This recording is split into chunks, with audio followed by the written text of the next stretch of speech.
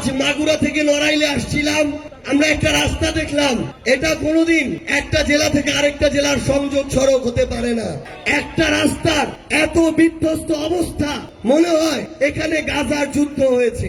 যাদের নেতৃত্বে 24-এর অভ্যুত্থান হয়েছিল, তাদের নেতৃত্বে বাংলাদেশে নতুন একটি রাজনৈতিক দল গঠন করেছি, জাতীয় নাগরিক পার্টি এনসিপি।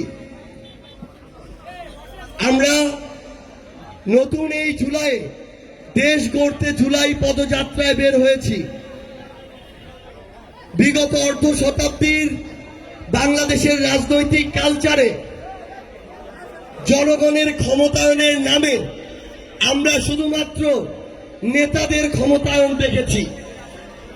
আমরা মনে করি আগামীর আমাদের যে স্বপ্নের বাংলাদেশ, সেখানে জনগণের অধিকারকে, চাওয়াকে প্রাধান্য দিয়ে যদি আমরা নতুন বাংলাদেশ গড়তে চাই, তাহলে আমাদের জনগণের কাছে ছুটে যেতে হবে।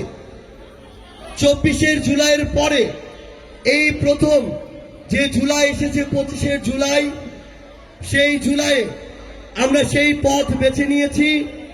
এই জুলাই মাসে আমরা এনসিপির কেন্দ্রীয় নেতৃবৃন্দ বাংলাদেশের 64 জেলায় পদযাত্রায় বের হয়েছি।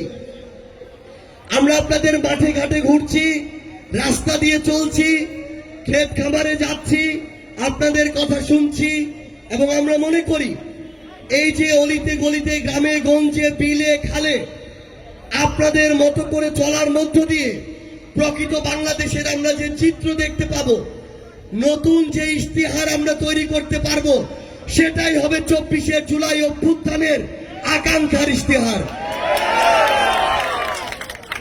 আমরা আজ চিত্রার পাড়ের এই সুন্দর সাজানো গোছানো নড়াইলে ছোট্ট শহরে এসে উপস্থিত হয়েছি।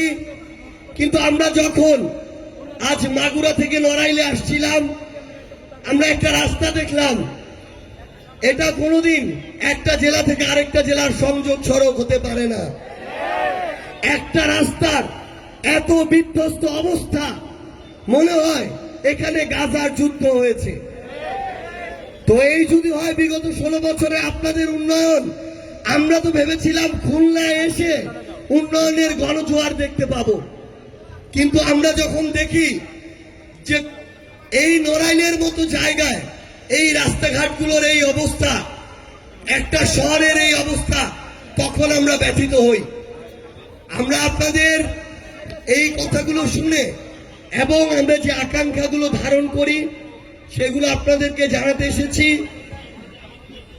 আমরা আগামীতে ঐক্যবদ্ধভাবে সাদাকে সাদা, কালোকে কালো, চাঁদাবাজকে চাঁদাবাজ, দখলদারকে দখলদার, যে সিন্ডিকেট চালায় সে সিন্ডিকেট, যে কালো টাকার ব্যবসা করে, মাদকের ব্যবসা করে, সে কালো হাতের একজন, প্রত্যেককেই তার যে পরিচয়, সেই পরিচয় আমরা সবার সামনে তুলে ধরব।